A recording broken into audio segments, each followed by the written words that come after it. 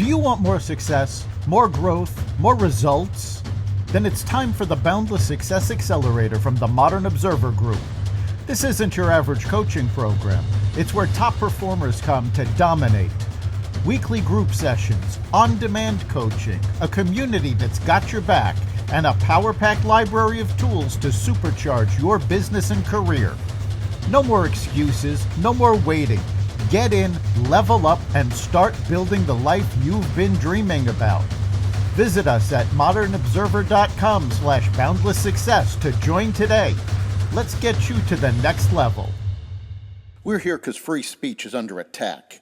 We're here because people are being convinced that socialism works. We're here because people are being judged guilty until proven innocent. We are fighting back with facts. This is not a safe zone, so buckle up, Buttercup. This is the raw, naked truth.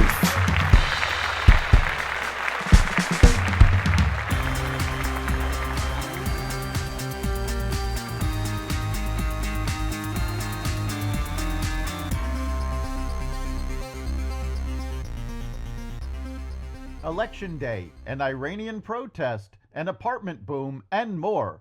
Welcome to the Raw Naked Truth. I'm your host, Eric Lopkin, and here's the news you need to know. Business owners across the United States are boarding up their windows in preparation for potential post-election fallout. Before voters even headed to the polls on Tuesday, several businesses in Washington, D.C. were boarded up just a short walk from the White House. On the other side of the country, business owners in Portland, Oregon, who were hit hard by violence following the 2016 election and protests sparked by the death of George Floyd in 2020, are also preparing for potential riots. It is completely ridiculous that we have to do this, downtown Portland employee Ebony Bogger told ABC 7 News.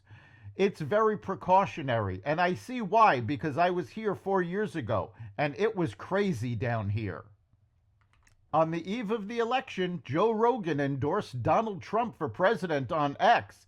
He linked to a 3-hour interview with Elon Musk, saying, "He makes what I think is the most compelling case for Trump you'll hear, and I agree with him every step of the way. For the record, yes, that's an endorsement of Trump. Enjoy the podcast." While the presidential race is within a few points, Republicans are favored to regain control of the Senate, with 8 incumbent Democrats fighting key races in red and swing states. Voters should keep an eye on Montana, where Democrat incumbent John Tester has trailed Republican Tim Sheehy in the polls. Michigan, where Republican Mike Rogers and Democrat Representative Alyssa Slotkin are in a coin flip race. Ohio, where Democrat incumbent Sherrod Brown is hoping to cling on against Republican candidate Bernie Moreno in a state moving rightward, and Pennsylvania, where Republican Dave McCormick, who lost to John Fetterman 2 years ago, is surging in the polls against incumbent Bob Casey. A judge on Monday rejected a request by the Philadelphia District Attorney to block a $1 million daily giveaway by Tesla's CEO Elon Musk's Political Action Committee to voters in Pennsylvania and other swing states before Election Day. The Philadelphia County Common Pleas Court order came after an hours-long hearing in which District Attorney Larry Krasner testified that the giveaway by America PAC was a scam, a grift, and an illegal lottery. The giveaway was a drawing in which newly registered voters of any party were eligible for a $1 million prize. A young woman in Iran removed her clothing and displayed her hair outside of her university to protest the abusive enforcement of the strict dress code.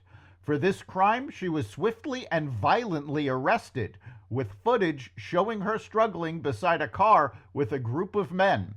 Human rights organizations have called for an investigation into allegations of beatings and sexual assault during the arrest. Iran requires all women to wear a hijab in public, a mandate enforced by the country's morality police. A global peace flag exhibit at the United Nations New York City headquarters features a slogan that many Israelis regard as an explicit call to wipe Israel off the map. The picture shows a map of Israel resembling a watermelon without any West Bank or Gaza partition. In the top right-hand corner is the Palestinian flag. The left side of the map contains the phrase, "From the river to the sea," and the right side contains the phrase, "Will be free." It is an obvious nod to the phrase, "From the river to the sea, Palestine will be free." The phrase is an explicit call to genocide and a call for Israel to be wiped off the map completely. Exploding packages bound for North America were traced back to Russia. In July, 2 incendiary devices caught fire at DHL facilities in Germany and the UK. European investigators just revealed that the packages contained electric massagers implanted with a magnesium-based flammable substance, according to the Wall Street Journal, which were sent from Lithuania. Officials say the packages were sent by a proxy for Russian spies and that they were part of a broader plot to test whether dangerous packages could infiltrate the U.S. and Canada. When asked for comment by the Wall Street Journal, Kremlin spokesperson Dmitry Peskov called the story traditional, unsubstantiated insinuations from the media. Tech workers at the New York Times walked off the job yesterday, endangering the outlet's ability to send push notifications and keep apps and websites running as scores of viewers press refresh every 5 minutes during the election. The employees are protesting stalled contract negotiations and alleged unfair labor practices, according to Axios. The New York Times said it had a plan in place to ensure consistent Election Day coverage.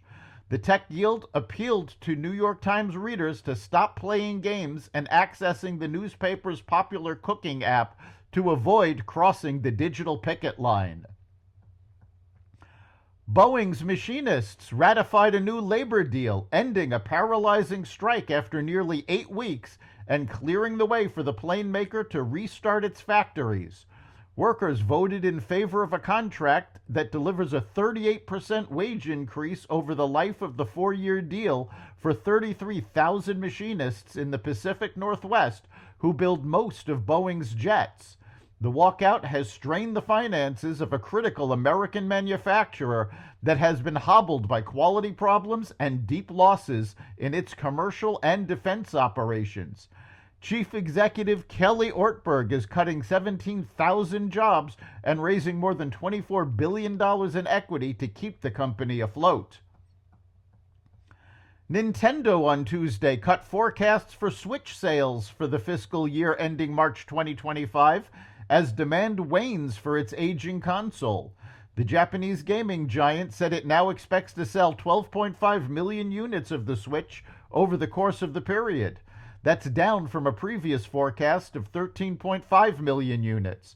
Nintendo has been contending with fading demand for its flagship Switch console, which is now more than 7 years old. The biggest apartment construction boom in 4 decades flooded the market with new supply over the past 2 years. Apartment owners had to contend with a surge in empty units. That is starting to change. The vacancy rate, or the share of apartment units that are empty, stopped rising for the first time in 3 years last quarter, as demand for apartments rose to its highest levels since 2021, according to CoStar. The more than 1.2 million new apartment units that were built during the past 2 years are filling up. If that demand is sustained, if the economy remains strong, and if housing prices remain near record highs, landlords likely will have more pricing power starting sometime next year. That could allow building owners to raise rents more than they have recently. That's the Raw Naked Truth. You can catch every episode of the Raw Naked Truth at xvadio.com, the Apple Podcasts app, YouTube, Rumble, Spotify, iHeartRadio, Audible, Amazon Music, and other platforms that respect freedom of speech. We'll see you next time.